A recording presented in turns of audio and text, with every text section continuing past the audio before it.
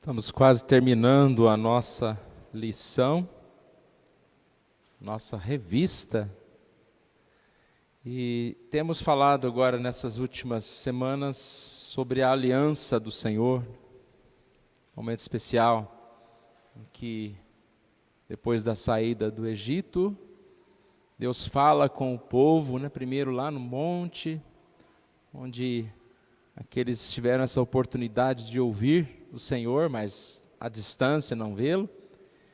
E agora nessa última semana, na semana passada, nós começamos no capítulo 24, um outro momento, quando Moisés sobe ao monte para encontrar-se com Deus. A lição 11 é Êxodo 24, são apenas 18 versículos. A lição 12 é Êxodo 25 a 27, deixa eu conferir aqui. Isso, 25 a 27. Então vamos abrir as nossas Bíblias em Êxodo capítulo 24. Vou começar no 24 aqui, Êxodo 24.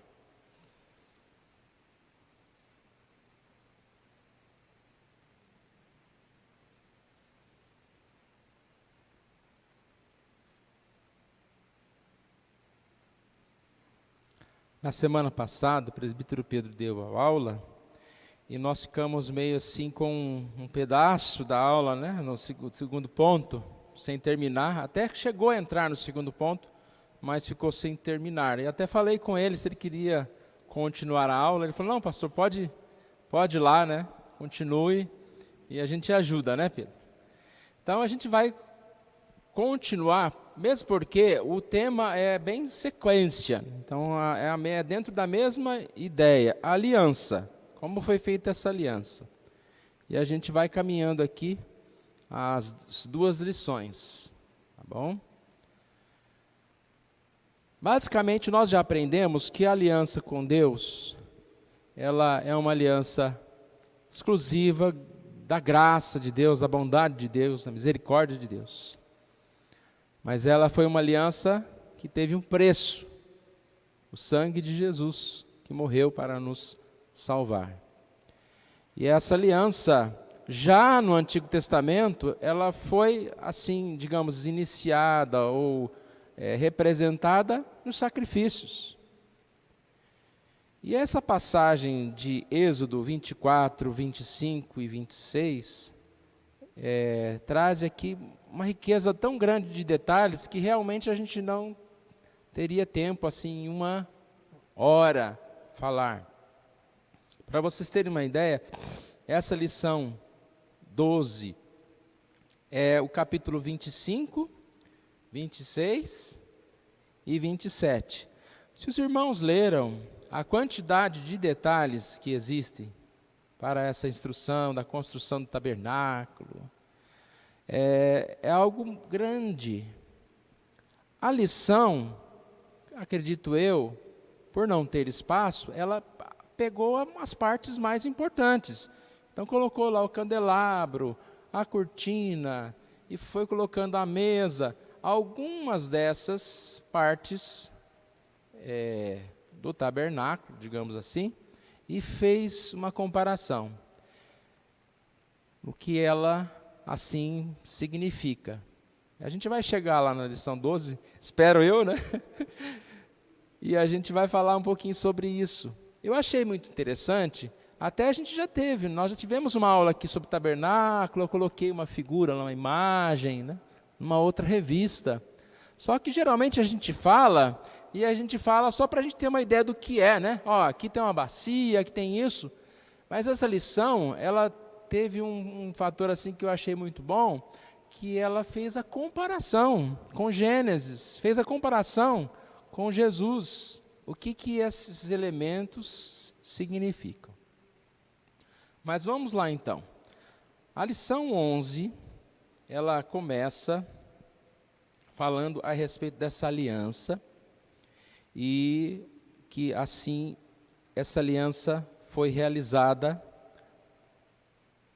a partir de Moisés como aquele que seria o intercessor. Disse também Deus a Moisés: sobe ao Senhor, tu e Arão. E aí diz Nadab, Abiú, 70 dos anciãos de Israel, e adorai de longe. Então a gente vê aqui, nesse início, uma ordem para que ele subisse com aqueles outros e adorassem ao Senhor. Moisés, ele apresenta-se como esse mediador da palavra, dos mandamentos. E assim, ele, depois de receber esses mandamentos, ele lê ao povo, ele fala ao povo. E esses, assim, se comprometem em seguir os mandamentos, seguir aquelas palavras que estão nos mandamentos. E nós vemos aqui, como foi estudado, essa necessidade da repetição da lei, da repetição das coisas que são dadas a nós como a lei de Deus. Houve aqui então essa confirmação da aliança, e após ele escrever essas palavras, erigido um altar ao pé do monte, no versículo 4. Moisés escreveu todas as palavras do Senhor, e tendo se levantado pela manhã de madrugada, erigiu um altar ao pé do monte, e 12 colunas, segundo as 12 tribos de Israel. E ali eles ofereceram holocaustos e sacrifícios. Então nós percebemos que Deus é o Deus da aliança. Primeiramente, houve esse momento, que foi da lição 11, onde eles fizeram um altar ali naquele lugar, ao pé do monte, e ofereceram um sacrifício. No segundo momento, na lição 12, Deus manda assim, vamos dizer, aprimorar aquilo. Vamos construir um tabernáculo. E ali novamente há um sacrifício, e há também essa renovação da aliança, do compromisso. O que a gente sempre vê nessas lições e nesses textos, é sempre essa soberania de Deus. Deus como aquele governador de todas as coisas. E vê uma aliança, e essa aliança, como a gente está repetindo aqui, é para repetir para a gente guardar mesmo, os pontos mais essenciais. Essa aliança sempre tem duas partes, no sentido em que o homem, ele deve ser aquele que se compromete em obedecer. Nós sabemos que é Deus quem nos dá a força para obedecer, mas essa aliança é feita para que o homem pudesse obedecer, para que o homem pudesse ser em Jesus salvo e seguir essa palavra de Jesus. Repare que a gente percebe isso na lição da semana passada, versículo 6, que fala que deveria colocar metade do sangue em algumas bacias e a outra metade derramar sobre o altar. E nós percebemos que essa é a ideia, de que essa metade que é jogada sobre o altar, representa-se a ideia de estar mostrando a parte de Deus. O altar, ele representa o quê? O Senhor. Então, o sangue é aspergido ali, foi entregue, foi oferecido a Deus. A outra parte era para ser colocada em várias bacias e jogada sobre o povo, aspergida sobre o povo. Dessa forma, o povo de Israel estava sendo chamado também a honrar a aliança. Pelo sangue, estou lendo aqui na revista 11 ainda, pelo sangue o povo estava ligado a Deus e comprometido em obedecer a sua lei. O sangue também era símbolo de misericórdia e um lembrete de Israel de seus pecados, que eles foram perdoados de seus pecados. Esse foi o ponto 1. No ponto 2, é a sequência aqui de lição 11, ponto 1. No ponto 2, é a sequência dos versículos 9 a 18, quando Moisés sobe novamente ao monte. E aqui acontece algo muito especial, quando ele vai encontrar-se, ver Deus. 24:10. E viram o Deus de Israel. É possível ver Deus sem ser consumido? E viram o Deus de Israel. Esse texto, irmãos, é uma declaração, é uma figura da misericórdia de Deus, dessa aliança. Como estaremos nos céus, na presença de Deus. E aqui a gente estudou já, né? O Pedro falou essa parte, acho que falou, né? Que eles viram só os pés. Na lição fala que provavelmente eles deram aquela olhada e abaixaram logo a cabeça, de tamanha glória. E por que a gente sabe que eles viram os pés? Porque aqui o que é citado é o piso, pavimentação de pedra de safira, que se parecia com o céu na sua claridade. É uma cor meio azulada, é algo que parecia com o céu. Então, eles estavam na presença de Deus e viram o céu. O versículo 11, ele não estendeu a mão sobre os escolhidos. Aqui a gente talvez tenha dificuldade de entender o que ele está falando, né? O que está dizendo aqui o versículo 11? Que Deus não os matou. Estender a mão aqui você olhou para mim, né? Fulminei vocês. Quem há de ter essa condição de ver a minha glória? Então, eles não morreram. E pelo contrário, na sequência diz que eles ali estiveram na presença de Deus e comeram e beberam. Que é o que nós fazemos, nós ceamos. Nós comemos, e o comer é essa ideia de uma refeição, quando a gente pode, assim como, ter comunhão. É o maior exemplo, né, de comunhão. Então, você é convidado para ir à casa de alguém, você come com aquela pessoa, você se alimenta com aquela pessoa. É uma representação de comunhão.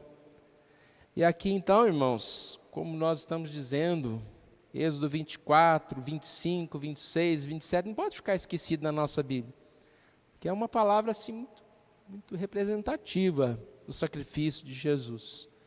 E por isso nós estamos falando novamente aqui, e a gente poderia, né, falar mais vezes. Às vezes a gente vê, a pessoa está com dificuldade do que vai pregar. Fala, nossa, mas tem tanto texto da Bíblia que você já viu alguém pregar em Êxodo 24, né? Vamos fazer uma mensagem em Êxodo 24? Então a gente falha por não pregar a palavra como um todo, porque é maravilhoso o que está dizendo aqui. Deus convida o seu povo à sua presença, mas Ele não só convida, mas Ele dá a lei. A aliança do Senhor é baseada na graça, mas nós temos a lei, que a lei nada mais é do que um caminho perfeito, o caminho de paz que nós podemos seguir. Nós não podemos cumprir essa lei, mas Ele oferece o sacrifício. Aqueles animais eram mortos, e a gente vai ver isso também na outra lição, eram mortos sempre para lembrar que algo estava sendo feito no lugar. O povo não estava sendo morto, mas o animal estava sendo morto no lugar. E eles assim também sobreviveram, porque eles haviam oferecido o sacrifício. Deus os chamou à sua presença, e eles viram Deus. Eles viram Deus e não morreram. O texto termina dizendo que Moisés subiu novamente, sozinho, permaneceu ali durante 40 dias e 40 noites. E aí há uma descrição, né, da glória do Senhor sobre aquele monte. E assim a gente percebe mais uma vez essa nuvem, todo esse descrever da presença gloriosa de Deus e do poder de Deus. Então, sempre graça e poder estão assim ligados. Hoje nós lemos o Salmo 97 que fala da graça, que fala que o Senhor reina, e lá fala, né, da sua ira, do seu poder, Ele destrói os inimigos. E ao mesmo tempo nós podemos nos alegrar, porque temos essa aliança com Deus. Então, para a gente fechar a lição 11, eu queria até perguntar se o Pedro tiver, né, ou das anotações. Tem um microfone aí? Não quer falar? Se alguém quiser complementar, nós terminamos, e vamos fazer desse jeito. Quando a gente terminar um ponto, eu dou a oportunidade para os irmãos falarem, e que a gente também fala de forma mais breve, por causa do tempo, né, para a gente acabar, ter a próxima lição inteira. Pode falar. Só lembrando, pastor, eu já citei no domingo passado os versos aqui que o senhor já falou, sobre o sangue, metade do sangue, uma metade sobre o altar, outra metade sobre o povo. É interessante que aqui Deus estava responsabilizando o povo concordou com a aliança, não era uma imposição de Deus. Depois, quando Moisés toma o livro, no verso 7, e tomou o livro da aliança, e leu ao povo, e disseram, tudo que falou, o Senhor faremos e obedeceremos. Então, ele aspergiu o sangue. Então, não tem essa de, Deus salva pela graça mesmo, não precisa fazer nada. Não, é engano isso. Há uma proposta de Deus aqui e o povo aceitou essa proposta. Então, cada vez que se faz um pacto ou uma aliança, exige-se que as duas partes estejam de acordo. Deus, é claro, Ele não vai quebrar a parte dele nunca, e nós como homens quebramos, mas neste caso, nesse texto que está escrito aqui, que houve aquele negócio, fechou-se aquele negócio, não, nós vamos obedecer, nós vamos fazer e vamos obedecer. Eu queria só lembrar só essa parte. É um tema sensível, né, em relação à igreja presbiteriana, o que às vezes há dificuldade de entender como que acontece essa ação humana, né? Que às vezes a gente pode cair na tendência de que nós estamos contribuindo para a salvação, que é o erro de muitos. Mas nunca nós, como igreja presbiteriana ou como doutrina, deixamos de fora a necessidade de nós cumprirmos a lei, de nós sermos pessoas que estão pela graça, pelo sangue de Jesus, buscando santificação, buscando a verdade. Só que nós sabemos que é o próprio Deus que reaviva, que aviva o nosso coração, que nos dá a oportunidade, condição de fazer a sua obra no sangue de Jesus. Que nos faz entender isso, né, pastor? De outra forma, não tem jeito. Lição 11. Recebe a lei do monte, faz-te um culto, levanta um altar ao pé do monte. Lição 12. O Senhor chama novamente Moisés e fala, vamos construir um tabernáculo. E lá fará-se também um sacrifício, e lá nós vamos continuar essa ideia. Percebe-se que primeiro Deus aparece lá no alto do monte e fala à distância. Depois Deus aparece também novamente no monte, mas ele já comunica nesse sacrifício ao pé do monte. E agora a ideia é que Deus vai caminhar com o povo, porque esse tabernáculo que seria montado, que seria assim construído, ele faria parte da caminhada, estaria junto. Qual que é a ideia? Deus está presente com o seu povo, Deus está junto com o seu povo. E nós sabemos que tudo isso nos remete a um dia que Jesus veio a esse mundo. Veio a esse mundo, morreu e assim cumpriu esse sacrifício de forma completa, perfeita. Hoje mais não precisamos ter um tabernáculo ou oferecer um sacrifício, porque o sacrifício de Jesus é suficiente. E o Espírito Santo derrama essa verdade nos nossos corações, nós temos essa presença de Deus em Jesus. Então a lição 12, ela começa falando a respeito da questão do anseio por um lar. O anseio por um lar. Porque o que a palavra lar significa? É um lugar que eu me sinta bem, é um lugar que eu esteja, digamos assim, em plenitude de paz e alegria. E aí ele diz que alguns tentam procurar esse lar numa viagem. Eu vou passear, eu vou lá e vou está, né, muito bom naquele lugar. Outros já são mais caseiros e preferem lá, vou equipar minha casa, vou fazer lá um estúdio, uma sala com sofá bem gostoso e desligar a campainha que eu quero ficar aqui, né, no meu lar. Mas qualquer um dos dois vai perceber que não vai resolver. O lar nunca será um lar. Nunca vamos alcançar essa perfeição. E aí a lição diz que esse desejo por um lar vem de nós termos perdido o lar. Qual era o nosso lar? O Éden, Adão e Eva. Eles foram expulsos do lar. E a partir daí, esse povo que vem, em tempo foi se afastando mais da verdade. E quanto mais se afastou, mais carente fica. E assim, temos essa necessidade e anseio por um lar. Sabemos que o nosso lar eterno está sendo construído, é morada. Um dia o Senhor vai nos buscar. Mas Deus já habita conosco, em nosso coração. E o mais próximo que a gente tem do lar é nós estarmos reunidos como igreja. Nós estamos cantando como igreja. Nós estamos orando como igreja. O mais que nós podemos encontrar desse momento de paz é o momento em que a gente para tudo, que a gente vai para o nosso quarto orar, que a gente lê a nossa revista de escola dominical pausadamente, lendo os textos, imaginando tudo que a palavra de Deus diz como verdade. Isso é lar. O contrário é o que o mundo faz. O mundo tenta através do esporte, através dos vícios, através dos passeios e de tantas casas modernas, mas o lar verdadeiro está nos céus com Deus. E aí a primeira parte aqui é sobre a contribuição para o tabernáculo. Então Deus mandou construir. Para construir precisaria de materiais. Disse o Senhor a Moisés: fala aos filhos de Israel que me tragam oferta de todo homem cujo coração mover para isso. Dele recebereis a minha oferta.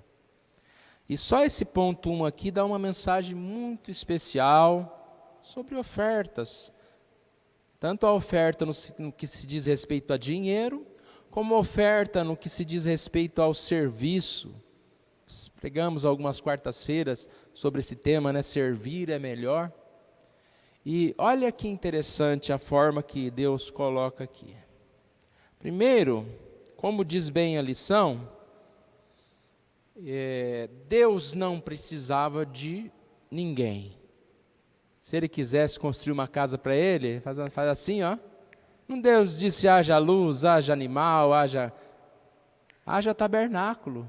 E que seja lindo e maravilhoso. Mas Deus quis dar o privilégio para aqueles irmãos contribuírem e ofertarem. Eu já vou resumindo aqui, aplicando para nós, que é a mesma coisa. Deus não precisa de nós, não precisa do nosso louvor, não precisa da nossa adoração, do nosso dinheiro. A obra dele não precisa de milhões. A obra dele é feita como Ele bem quer. Mas graças a Deus, Ele nos chama a ofertar. Nós somos chamados a ofertar. E como a gente viu aqui na lição,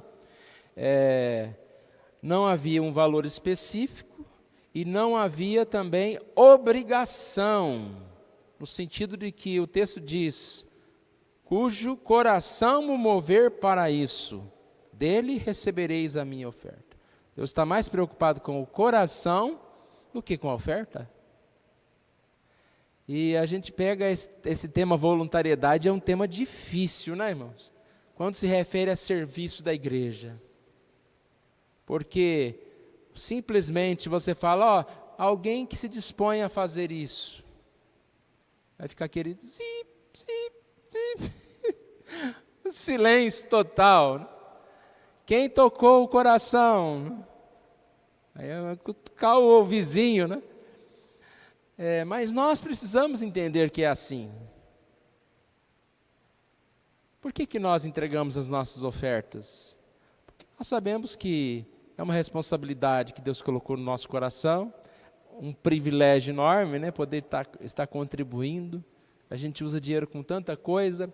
Às vezes você compra alguma coisa para ajudar alguém, por exemplo, você não está precisando daquilo, mas você compra para ajudar alguém, e você se sente feliz porque está contribuindo com alguém. Imagine a gente poder entender que Deus nos deu o privilégio, mesmo Ele não precisa, mas de estar contribuindo com aquele que é o Todo-Poderoso. E a gente deve cada vez mais ser voluntário e servir. Ser pessoas de compromisso. Hoje em dia é muito difícil essa ideia de compromisso. Vamos marcar aqui, daqui 15 dias, 15 horas, vamos encontrar aqui para fazer isso. Aí hoje em dia, mensagem no WhatsApp todo dia. Você vai, né? Então vai, não vai? Que dia? Aí chega perto. Mas me desculpa, porque não vai dar mais, não posso. Que compromisso é esse, né, irmãos? Que nós vivemos. Mas vamos seguindo aqui. Embora não tivesse um valor específico, os materiais eram valiosos. Aqui fala ouro, prata, peles de animais, madeira de acácia, especiarias. Agora, a questão também muito importante a ser lembrada é: eles iriam dar ou devolver? Né? Tudo aquilo eles receberam dos egípcios. E eles receberam por quê? Porque Deus tocou no coração dos egípcios. Deus, vamos dizer assim, ordenou, fez com que eles doassem. Tudo que eles tinham, eles agora iam doar parte, né? Ou devolver parte, não era tudo. Essa é uma grande questão que nós esquecemos, irmãos. O que temos foi recebido. Nada mais do que isso. Nós sabemos que é um milagre. Ainda mais nos dias de hoje, né, irmãos? Quando a gente olha e fala, nossa, Deus me sustentou mais um mês, é um milagre, porque o supermercado tá terrível. Hoje eu acho que a gente até paramos de contar quanto que gasta por mês no supermercado. Hoje não é nem falar, vou comprar umas coisas, não. Vou comprar comida, vou comprar as coisas de supermercado. Mas Deus que dá, tem nos dado. E quando nós entregamos qualquer parte desse valor, nós não entregamos algo que é nosso, estamos devolvendo. Essa é a mensagem aqui, né, deste tópico. Oportunidade para contribuir, Deus não precisava disso. Voluntariedade, Deus falou aqueles que têm o mover o coração para isso. E não dariam nada além do que tinham recebido. Olha que mensagem boa sobre a oferta, com 3 pontinhos ainda, presbiteriano. Então assim nós terminamos o primeiro ponto. Se alguém quiser citar alguma observação do primeiro ponto, fique à vontade, senão a gente vai seguindo.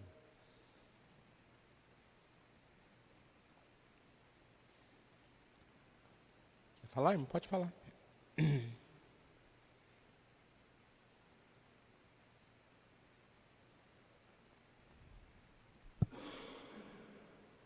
Eu só queria intervir aqui numa situação. Primeiro, quando o comentarista diz que o homem procura um lar, não é o lar de Deus que ele procura. A Bíblia não fala em nenhum momento que Adão, ele sabia onde era o paraíso, ele sabia onde era a porta, ele sabia que lá tinha 2 anjos proibindo eles entrar de volta. A Bíblia não fala em nenhum momento que Adão foi lá, se enjoelhou na porta do paraíso, pediu perdão para querer voltar a entrar no paraíso. Olha, eu errei, dá licença, me dá outra oportunidade. Não. Ele se embrenhou para o mundo e foi pecando, e o filho dele errou também, um matou o outro. E o homem sempre procurou se afastar de Deus. Deus é que sempre cercou o homem.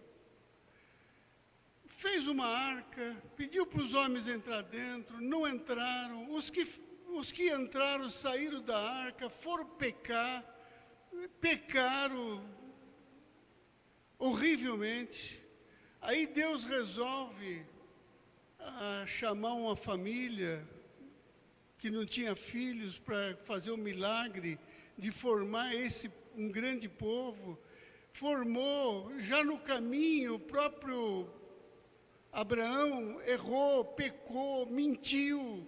Quer dizer, o homem, infelizmente, ele procurou cada vez mais ficar longe de Deus. O mundo é melhor. O mundo é muito melhor para a carne, não para o espírito, para a carne.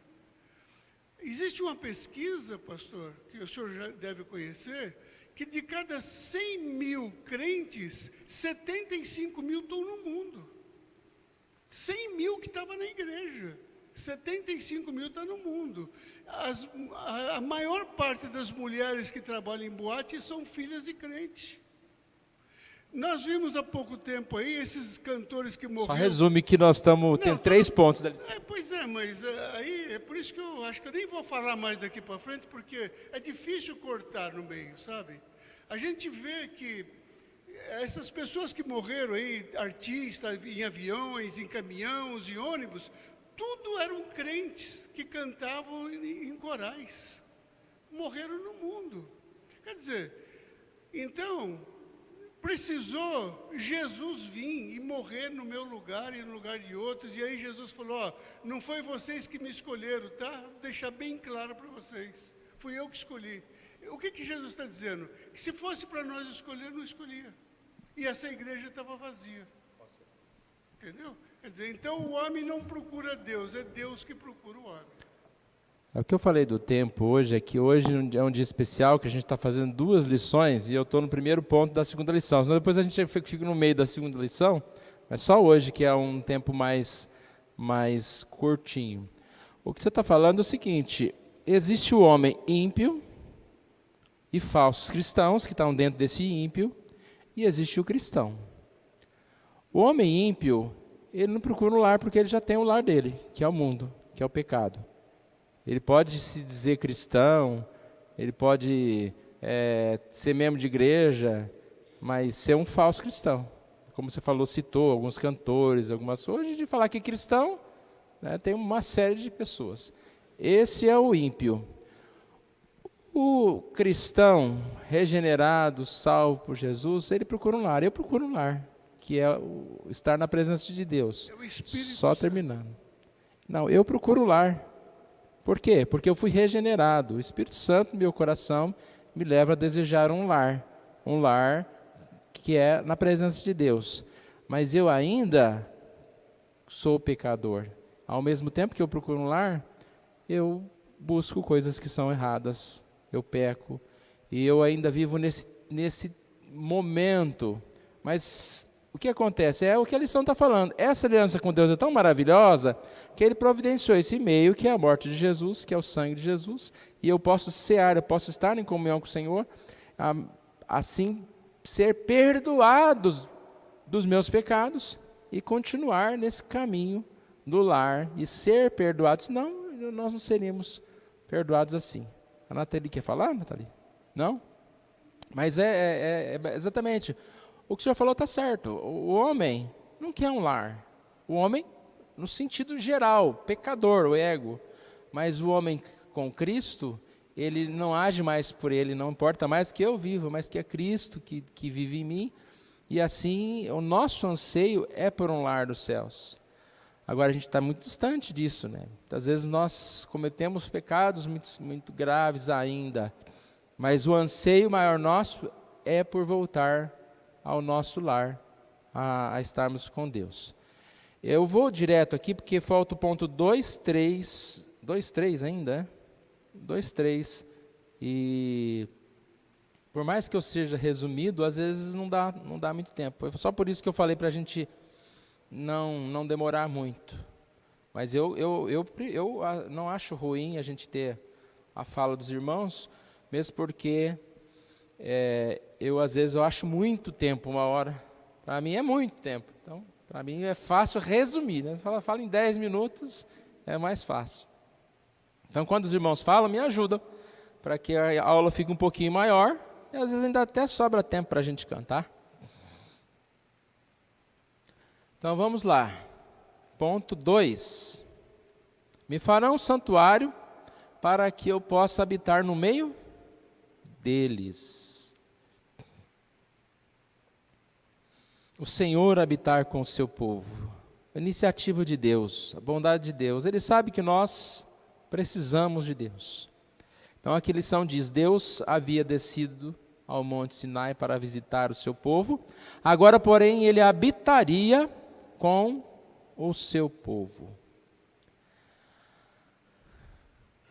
Lembra que eu disse no início que eu achei muito boa a lição? Porque ela não vai descrever apenas partes do tabernáculo, a parede, as cortinas e tal, mas ela vai fazer uma comparação com o Éden e assim também já comparando com a nossa morada eterna. Então ele começa dizendo aqui sobre lista de materiais. Lá em Gênesis, descrevendo-se o Éden, fala sobre o ouro desta terra é bom. Também se encontram lá o bidélio e a pedra de ônix.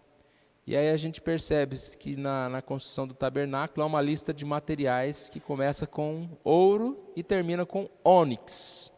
Então já é uma comparação. Tá? Depois, quando ele fala do candelabro se assemelhava a uma árvore com os seus botões e flores. O tabernáculo seria semelhante a um jardim com uma árvore que o iluminava. Temos a imagem clara da árvore da vida, que ficava bem no centro do jardim. É interessante. Os irmãos já tinham visto essas comparações?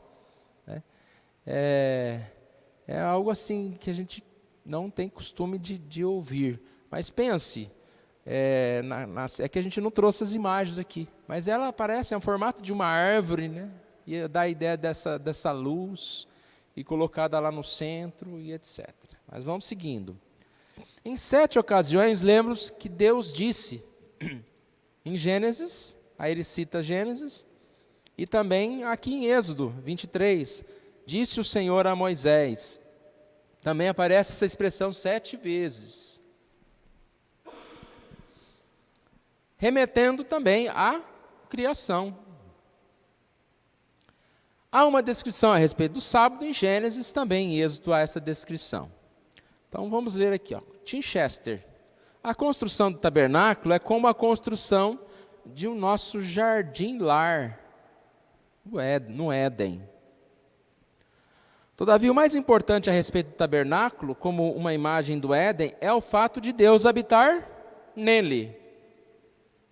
Palavra tabernáculo, tenda, lar, Deus habitando junto com o seu povo. E aí termina esse ponto. Vai até sobrar tempo, hein? Assim como o Senhor se fazia presente com Adão e Eva no jardim do Éden, assim também ele se faria presente com Israel, não importando aonde fossem. Deus sempre estaria com o seu povo. Bonito, né? A sequência aqui também, ela continua descrevendo, então é como se o ponto não precisava nem ter ponto 2 e 3, né? Como se fosse um ponto só. Por isso a gente pode até continuar nessa mesma linha de raciocínio. O mobiliário do tabernáculo e a presença de Deus. Instruções sobre a construção, dimensões e etc, etc, etc. A arca. A arca tinha as mesmas dimensões do estrado usado pelos reis antigos. O rei se assentava em seu trono e colocava os pés no estrado. A arca, portanto, era símbolo do trono de Deus no meio de Israel. A comparação que ele faz aqui. Deus reina. Da mesma forma que, então, colocando a arca nas dimensões do estrado dos pés, que era colocado sobre os pés dos reis antigos. 2 tábuas da lei eram guardadas dentro da arca, apontando para Deus e Israel como 2 partes da aliança. Quando nós estudamos os mandamentos, nós falamos que havia uma parte relacionada ao nosso mandamento em relação a Deus. Tomarás o nome do Senhor teu Deus em vão, farás para ti imagens de esculturas e etc. E uma outra parte da tábua da lei, referente a nosso compromisso com o nosso próximo, né? O compromisso que nós temos, digamos, não adulterarás, não matarás, algo relacionado mais a nós mesmos. Então, aqui também fala em relação a duas tábuas serem apontando também para Deus e para Israel como duas partes da aliança. E é isso. Tampa chamada propiciatório. A arca era coberta com uma espécie de tampa, onde o sangue era aspergido a fim de expiar os pecados do povo. A arca, portanto, falava tanto do governo e da autoridade de Deus, como da sua misericórdia sobre o povo pactual. Se essa arca é o símbolo da autoridade de Deus, esse sangue que era aspergido aqui nesse propiciatório vem mostrar a misericórdia de Deus, expiando os pecados do povo. A mesa. Tem uma mesa. A mesa dá essa ideia de lar. A mesa que compartilhava refeições, comunhão. Os pães, 12 pães, que apontavam para a totalidade do povo de Israel. Deus não precisava de comer pão. Essa é a ideia de comunhão. Existe uma mesa, né? Na casa, já pensou, você chega numa casa e não tem mesa? Fica estranho, né? Não tem nem onde conversar, onde ficar. Então, sentar à mesa, estar à mesa, quando você é chamado, né, para sentar, para entrar numa casa e sentar numa mesa e comer, como nós já falamos no início, é esse exemplo de comunhão. Então, aqui ele fala que é um lugar de comunhão. Na lição anterior, Moisés e os anciãos comeram e beberam na presença de Deus. Aqui também nós podemos observar esse símbolo da refeição. Os pecados expiados. Então nós temos assim comunhão com Deus. O candelabro, olha, vai aparecer de novo aqui o candelabro. De ouro puro, construído de 7 lâmpadas. Tinha a função de prover luz, iluminando o santo lugar. Simbolicamente, o candelabro representava a vida e a luz que Deus dá ao seu povo. A gente tem que ir mais devagar, né? O Senhor ordena a confecção de um véu, cortina grossa, separando o santo dos santos dos demais ambientes. E aqui ele diz que 2 querubins deveriam ser bordados num véu, mais uma vez remetendo ao Éden. O que aconteceu lá no Éden? 2 anjos impediam a entrada. Essa cortina era para separar o santo dos santos, separar aqueles que estavam fora daquele lugar que não era para se entrar. A ideia é clara que tabernáculo é um lar, mas ainda não era o lar. Então, o que ele quer dizer que é o lar, mas ainda não é o lar? Porque você não tem esse acesso total. Ainda não é o lar, o lugar onde que você está totalmente, digamos assim, à vontade, ou no sentido de tem acesso total ainda. Você vê como tudo está ligado, né? A Bíblia, ela traz uma história muito interessante da forma que ela é ligada. Eu tenho, assim, uma pena em relação a filmes bíblicos, porque filme, primeiro, é difícil, porque você tem que colocar personagens e fica aquela coisa difícil, né? Porque a Bíblia fala que você não pode adorar, muitas vezes, aquelas imagens ali. Mas eu tenho uma pena porque a gente deveria ter mais documentários fiéis, que contassem a Bíblia com detalhes para a gente ter essa visão. O que acontece que eu falo que tem uma pena de histórias? Porque quando faz uma novela bíblica, uma história dessas, o que eles aprontam? Eles inventam um monte de coisa para encher espaço, cria personagem que não existe, né? Casa as pessoas lá que nunca apareceram casadas na Bíblia, e aparece uma confusão, né? Acho que alguém já assistiu alguma parte de alguma novela dessas bíblicas. Mas a ideia, como é interessante a gente ter essa visão, né? Imagina, desde aquele primeira lição que nós tivemos, quando Deus chama o povo lá ao monte, fala com aquele povo. E agora na outra lição, o altar que é erigido ao pé do monte. E agora a construção do tabernáculo. Todos esses detalhes, né, mais vistos como um documentário. Deve até existir coisas muito boas, mas a gente também tem que tomar cuidado, porque às vezes o nível de interpretação, ele foge à revelação da Bíblia. Até essa lição mesmo, ela traz muitos detalhes. Nós temos que ser cuidadosos, porque da onde que o escritor tirou isso? De algum comentário bíblico, né? Às vezes tem detalhes que não estão aqui, bem específicos na Bíblia, e ele está assim afirmando certas coisas. Mas qual foi a ideia? O Éden era um lar.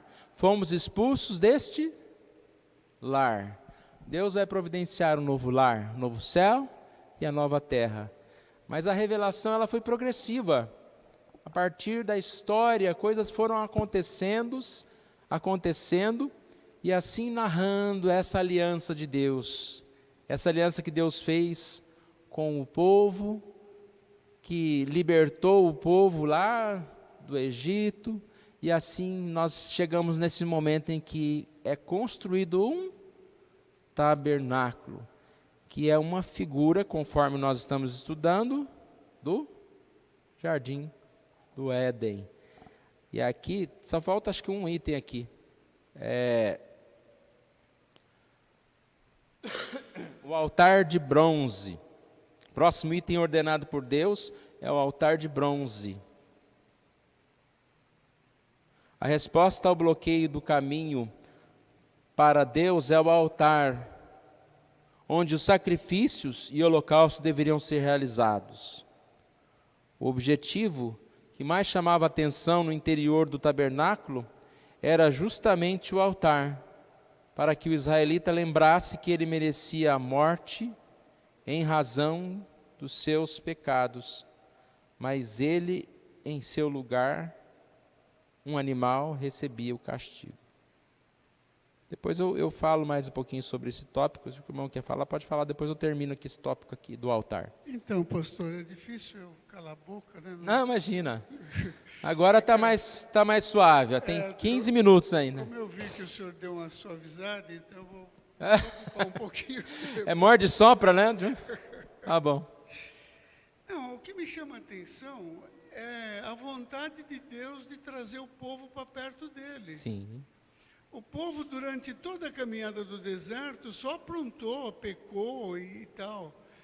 E nessa construção do tabernáculo, Deus fez a planta do tabernáculo. E se não bastasse isso, diz, está aí um tabernáculo, vai lá dentro e me adora. Não, ele fez os móveis com medidas, cada móvel tinha sua medida. Ele escolheu até o tipo de cortina que tinha que colocar lá dentro do tabernáculo. Quer dizer, olha o desejo de Deus de puxar o homem para perto dele. Sabe, é isso que me chama muito a atenção. Não existe esforço humano para chegar em Deus. É Deus chamando a sua criatura para estar com ele. E aí a gente poderia entrar no sacrifício de Cristo. E aí quando o Senhor diz que o Senhor busca uma terra, eu também busco, e todos nós que aqui estamos buscamos, mas isso não é esforço nosso também. Foi Jesus que pegou o Espírito Santo como selo e colocou em nós como selo, e nós somos selados. Porque se não tivesse esse selo também, a gente não entrava no céu. Então esse selo que marca que nós somos o único povo que vai morar com Ele nesse lar que nós hoje almejamos por causa do Espírito. Não, sim, correto.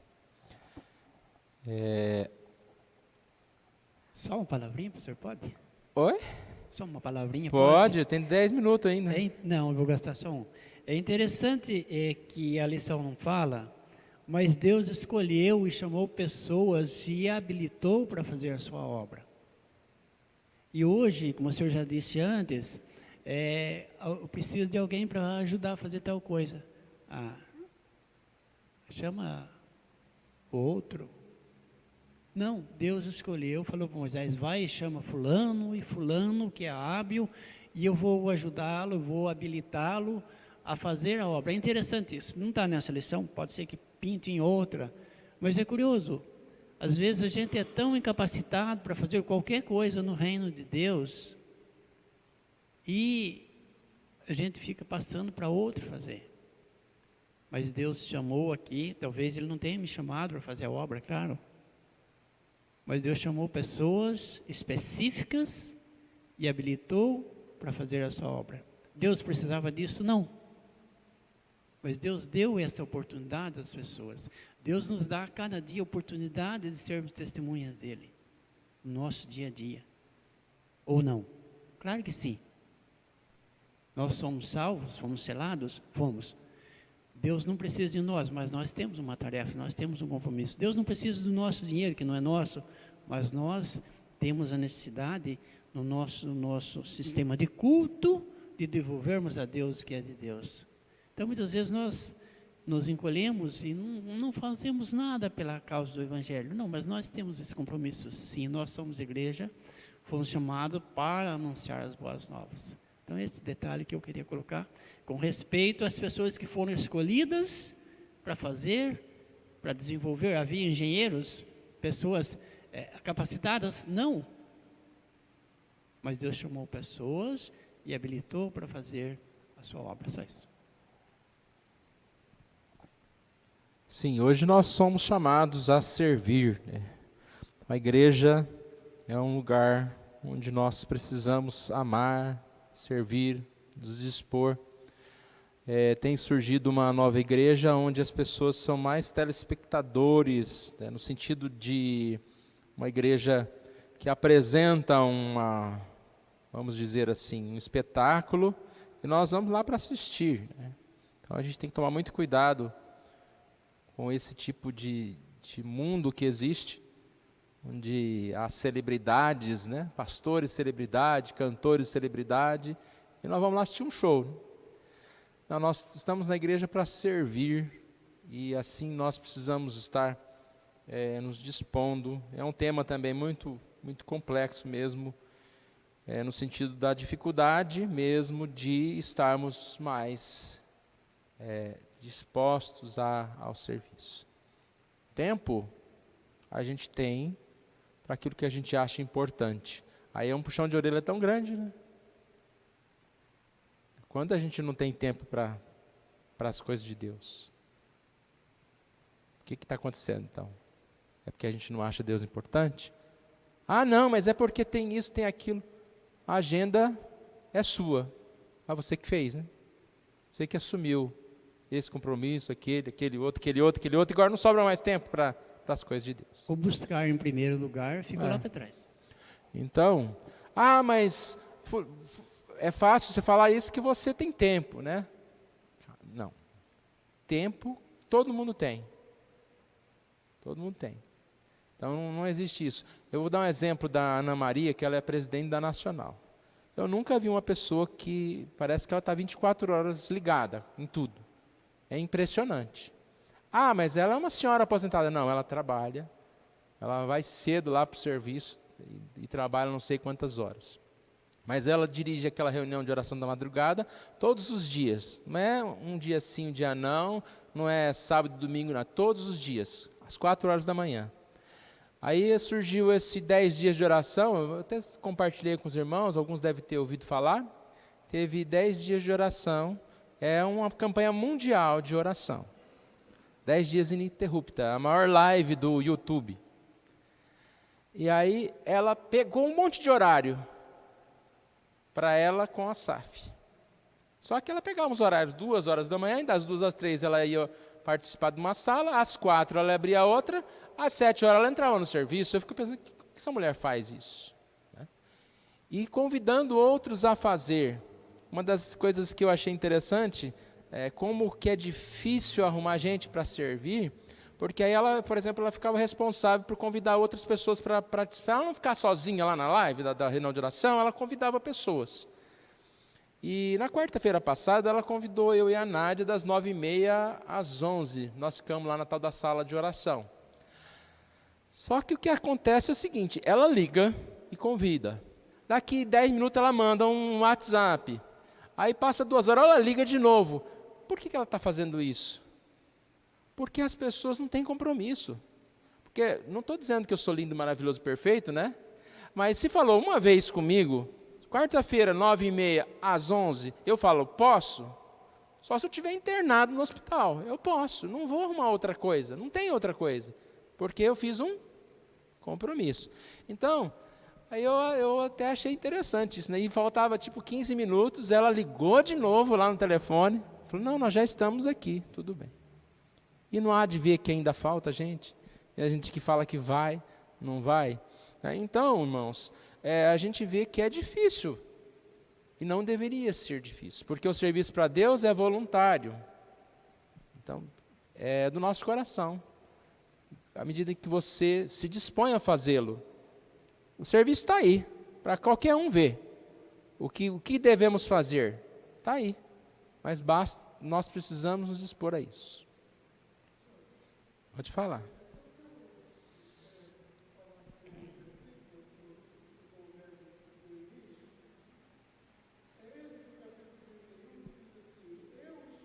Está desligado o microfone? Está desligado.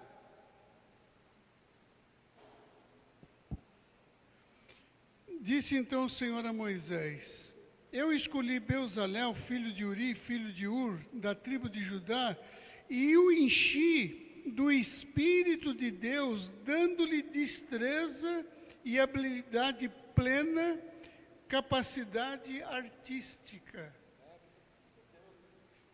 Entendeu? Quer dizer, Deus pegou do espírito dele e pôs num homem para fazer ele um artista, para ele fazer os móveis lá. Deus dá o recurso, Deus nos dá o sustento, né? E Deus que move mesmo o nosso coração.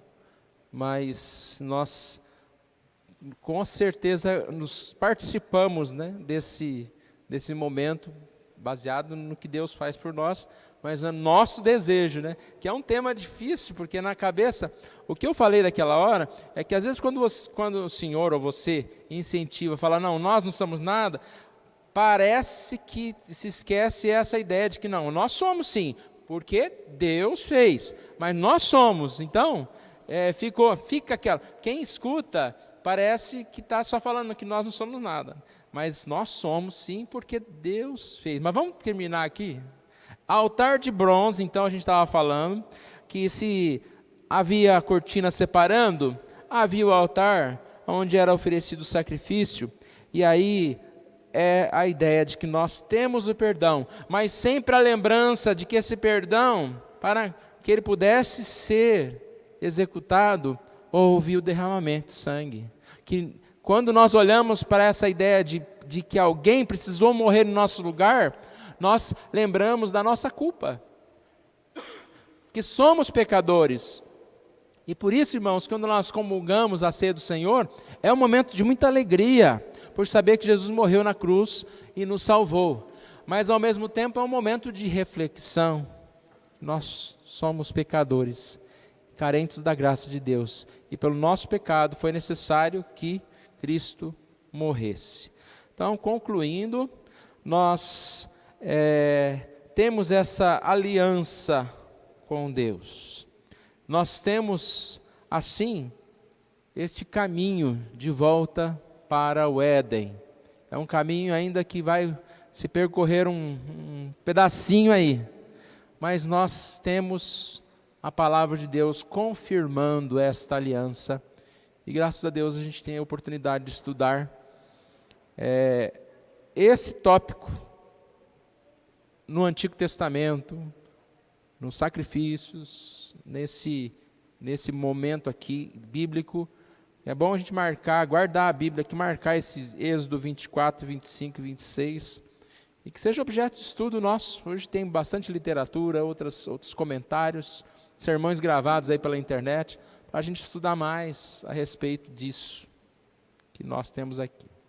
Amém?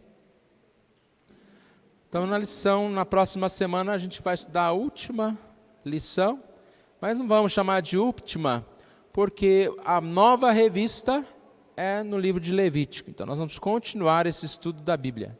Sequência aqui, agora do Antigo Testamento. Sabe quantas horas é preciso para ler a Bíblia? 80. Apenas 80 horas. Sabe quanto em média tem uma série de 4 temporadas que as pessoas assistem por aí? As pessoas, nós, né? Cerca de 50 horas. 4 temporadas. Então, vamos ler mais a Bíblia, né? Outra hora a gente fala mais disso.